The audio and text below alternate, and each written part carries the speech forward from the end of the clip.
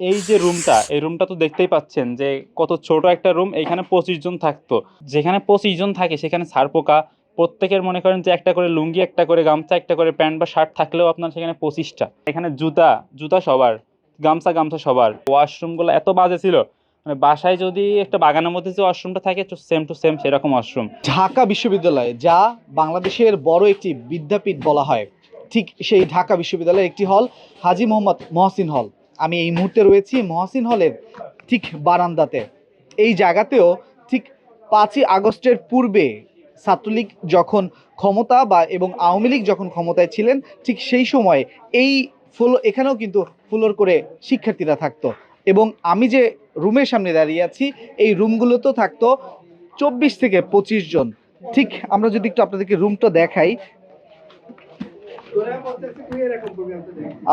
এই রুমগুলোর মধ্যে এখন ঠিক এই 5ই আগস্টের পরে ডাকসু নির্বাচন যখন হয়ে গেল, এর পরবর্তীতে এই রুমগুলোতে এখন 7 জন করে স্টুডেন্ট থাকছে। তবে এই 7 জনের যে স্টুডেন্ট, তারা প্রতিটি বেটে একজন একজন করে থাকছে। তবে তাদের কাছ থেকে আমরা যেমনটা জেনেছি, তারা বলছে যে এই রুমগুলোতে এমন সময় পার হয়েছে যে সময়টাতে 25 জন একটি রুমে থাকতে হয়েছে। কারো জুতো কে পায়ে দিয়ে চলে গিয়েছে তাও কেউ জানতো না, এমন একটি সময় পার করতে হয়েছে। চলুন আমরা সেই শিক্ষার্থীদের সাথে একটু কথা বলি। ছাত্রলীগের আমলে তখন আমরা এখানে আসছিলাম।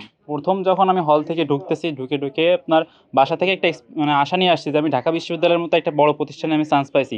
কিন্তু যখন আমি এই ভিতরে ঢুকলাম তখন মনে হলো যে আসলে এটা পড়াশোনার জায়গা না, এটা হচ্ছে একটা মানে বস্তির সাথে তুলনা করলেও কম হবে না।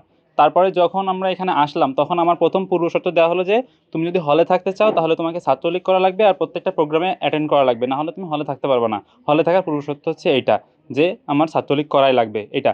আর এই যে রুমটা, এই রুমটা তো দেখতেই পাচ্ছেন যে কত ছোট একটা রুম। এখানে 25 জন থাকতো। তো 25 জন থাকার যে পরিবেশটা, মনে করেন যে এখানে খাট তো ছিলই না। কিছু কিছু রুমে খাট ছিল স্পেসিফিক আলাদা আলাদা, কিন্তু বেশিরভাগ রুমে হচ্ছে খাট ছিল না। নিচেই থাকতো 25 জন, একজন আরেকজনের পাশাপাশি, গরমে ঘামে। ফ্যান ছিল মাত্র 2টা, ফ্যান এক্সট্রা নেওয়ারও কোনো সুযোগ নাই। তারপরে আপনি ঘুমায় রয়েছেন, আপনি একটু পাশ ফিরবেন তো এটারও সুযোগ ছিল না। আর এখানে জুতা, জুতা সবার, গামছা, গামছা সবার। মনে করেন আপনি হলে আসেন, এখন আপনি প্রোগ্রামে যাবেন, আপনাকে বলতেছে প্রোগ্রামে যেতে হবে, কিন্তু আপনি যাবেন না। তো আপনাকে যাওয়ার জন্য যে একটা চাপ দেওয়া, তো বলতো যে আপনার প্রোগ্রামে গেলে আপনি থাকতে পারবেন হলে, প্রোগ্রামে না গেলে আপনি হলে থাকতে পারবেন না। তখন মনে করেন সবাই বাধ্য হয়ে প্রোগ্রামে যেত। আর বলতো যে যে ভালো প্রোগ্রামে, যে বেশি অ্যাক্টিভ থাকবে, যে বেশি প্রোগ্রামে যার পারফরমেন্স বেশি থাকবে, সে হচ্ছে দ্রুত উপরে খাট পাবে বা দ্রুত বিল্ডিংয়ে যেতে পারবে। আমাদের হচ্ছে এক্সটেনশন বিল্ডিং এটা, সে দ্রুত বেশি উপরে উঠতে পারবে। যার জন্য আপনার ওইটা সবাই মনে করেন যে চাইতো যে আমি একটু ভালো থাকার জন্য বা এই থাকার জন্য। তো সবাই আপনার ওইভাবে এই নিষ্পেষিত যে হতো। 25 জন, আপনি যে বলছেন 25 জন বা 30 জন এরকম একটা এইরকম একটা রুমে থাকতো, যেখানে 2 জন কি 3 জনই হচ্ছে সর্বোচ্চ থাকার কথা, সেখানে 20 থেকে 30 জন। আপনার কি মনে হয় আসলে সেই জায়গাটি থেকে এই 25 জনের মধ্যে আপনি কি সুষ্ঠুভাবে লেখাপড়া আসলে করতে পারতেন কিনা? এটা আসলে অনেকাংশে অসম্ভব বলেই ধরা যায়। কারণ কি, আপনার আমরা এখন এখানে 7 জন আছি, তাও আমাদের এখানে ছারপোকার উপদ্রব প্রচুর। যেখানে 25 জন থাকে সেখানে ছারপোকা। প্রত্যেকের মনে করেন যে একটা করে লুঙ্গি, একটা করে গামছা, একটা করে প্যান্ট বা শার্ট থাকলেও আপনার সেখানে 25টা। তো এখানে আপনার জায়গা সংকুলান। প্রত্যেকের একটা ছোট করে যদি ফ্যান থাকে বা একটা বালিশ, একটা বেড থাকে, তাহলে সেখানে আপনার 25টা বেড ধরানোর জায়গায় আপনার আসে না। তো সেখানে আপনার ওই অবস্থায় থেকে তারপরে আবার গেস্ট রুম করা, মনে করেন সন্ধ্যা থেকে রাত পর্যন্ত কোনো পড়াশোনার আপনার কোনো টাইম পাবেন না। বান্ডেল থাকলে প্রতি সেনমানিতে টাকা বাঁচবে। বিকাশ সেনমানি বান্ডিল কিনে জিতুন প্রতি লেনদেনে। তারপরে রাত 9টা, 10টা, 11টা, তারপরে যারা পড়াশোনা করছে, যারা হচ্ছে ওই সময় স্ট্রাগল করে পড়াশোনা করছে, আসলেই তারা প্রকৃতভাবে যুদ্ধ করে পড়াশোনা করছে। যে ঢাকা বিশ্ববিদ্যালয়ের মতো জায়গায় একটা এসে এখানে এসে পড়াশোনার একটা সুন্দর পরিবেশ পাবে, তার থেকে বিপরীতটা হতো যে এখানে এসে তার সবচেয়ে থাকার জায়গা খারাপ, তার সবচেয়ে খাওয়ার জায়গা খারাপ, খাবারের মান খারাপ, সবচেয়ে নির্যাতিত একটা পরিবেশে তারা থাকতো আর কি এই যে সেই সময়। ডাকসু নির্বাচন হয়ে গেল এবং সেখানে আপনারাই আপনাদের প্রতিনিধি নির্বাচিত করলেন, যারা এখন নির্বাচিত হয়েছেন, তারা কি আসলে এই ডাকসু নির্বাচনের পরবর্তী সময় এসে তাদের যে ইস্তেহাগুলো ছিল সেটি আসলে তারা বাস্তবায়ন করছে কিনা এবং কিভাবে করছে? শিক্ষার্থীদের প্রাণের দাবি ছিল ডাকসু, কারণ ডাকসু হচ্ছে শিক্ষার্থীদের কথা বলে। এখন আমরা আমাদের যে দাবি দাওয়াগুলো, যে আমাদের খাট লাগবে ভাই, আমাদের এইটা লাগবে, এইটা লাগবে, এখন আমরা ইতিমধ্যেই দেখতে পাচ্ছেন যে খাট দেওয়ার কার্যক্রম শুরু হয়েছে, টেবিল দিবে।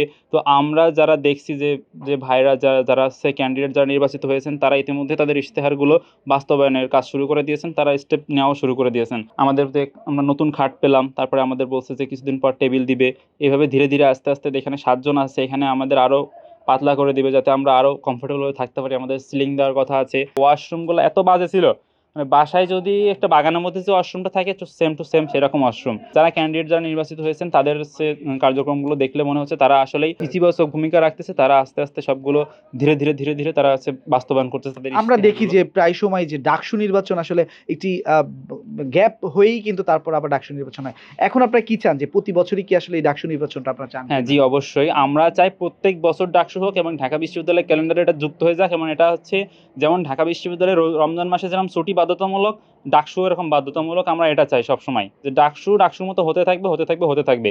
সরকার আসুক না আসুক, যে সরকারি নির্বাচিত হোক, আওয়ামী লীগ বিএনপি যা আছে, জামাত শিবির যেটাই আসুক না কেন, যে ডাকসু আমাদের দেওয়াই লাগবে, ডাকসু সুষ্ঠু নির্বাচন হওয়াই লাগবে। ডাকসু না থাকলে কি হয়, রাজনৈতিক দলগুলো শিক্ষার্থীদের ব্যবহার করে তাদের কাজগুলো শেষ করায় নিয়ে আবার শিক্ষার্থীদেরকেই আবার সবচেয়ে খারাপ জায়গায় রাখে, শোষণ করে রাখে, অর্থাৎ অন কাইন্ড অফ ইউজ করে ফেলাই দেওয়া, এরকম একটা পরিবেশে রাখতো। তো সেখান থেকে এখন বর্তমানে আলহামদুলিল্লাহ অনেক পরিবেশ ভালো হয়েছে, প্লাস ডাকসু আসছে।